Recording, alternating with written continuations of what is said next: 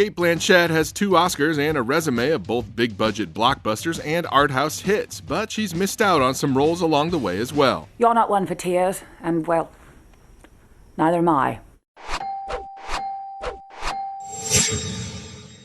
Blanchett grew up in Melbourne, Australia, where she first appeared on the variety show Hey Hey It's Saturday in the late 80s. Can you start now? Yes, go for it, yes. Right. Fortunately, she was able to recover with a pair of Australian miniseries and the Ray Fiennes drama Oscar and Lucinda before finally breaking out in 1998's Elizabeth, which earned Blanchett her first Academy Award nom. Meryl Streep reportedly turned down that role, and Nicole Kidman was also considered. I am not your Elizabeth. I am no man's Elizabeth. Blanchett then joined that year's Oscar winner Gwyneth Paltrow in The Talented Mr. Ripley, and also provided an uncredited voice in an infamous scene in Eyes Wide Shut. Nehmt mich! She was then cast as Galadriel in the Lord of the Rings movies after Lucy Lawless backed out due to pregnancy.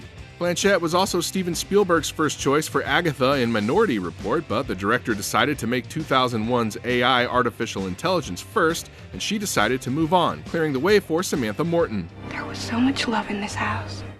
Around that time, Blanchett was also considered for Clarice Starling in Hannibal, which went to Julianne Moore, Roxy Hart in Chicago, which went to Renee Zellweger, and Ada Monroe in Cold Mountain, which went to Nicole Kidman.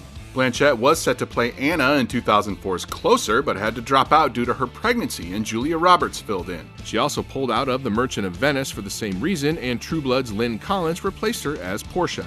Blanchett was able to make 2004's Aviator and won her first Oscar for her portrayal of Katharine Hepburn, a role Kidman was also considered for. Look at me, Katie.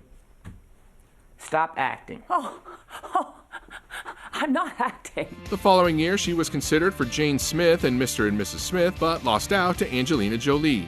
Blanchett was cast in 2006's The Fountain alongside Brad Pitt, but production pushed over her pregnancy. Pitt dropped out over differences in the script, and Blanchett then had a conflict with filming Little Fish. Eventually, Rachel Weisz and Hugh Jackman filled in. In 2007, Blanchett earned 2 more Oscar noms, one for reprising her role as the Queen in Elizabeth: The Golden Age, and the other as a character embodying Bob Dylan for I'm Not There, a role Maggie Gyllenhaal auditioned for. I refuse to be disassociated from that.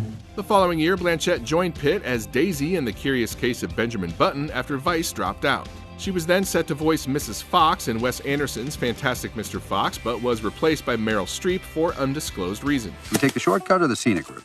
Let's take the shortcut. After winning Best Actress for 2013's Blue Jasmine and earning her latest nomination for 2015's Carol, Blanchett was set for a bigger splash, but had to withdraw over a theater conflict and was replaced by Tilda Swinton. She also missed out on playing Melissa Lewis in The Martian for the same reason, and Jessica Chastain took the role. Blanchett was rumored to be offered a role in Wonder Woman, but she instead joined a different superhero universe, playing Hela in Thor Ragnarok, a role Charlize Theron was also considered for. It's a shame. I would have liked to have seen that. Blanchett's 2020 marks her return to the small screen. She stars in the current Australian series Stateless and is set for FX's Mrs. America, alongside an all-star cast that includes Elizabeth Banks, Uzo Aduba, Rose Byrne, and Sarah Paulson. Why would God put this fire in me if he didn't want me to act on it?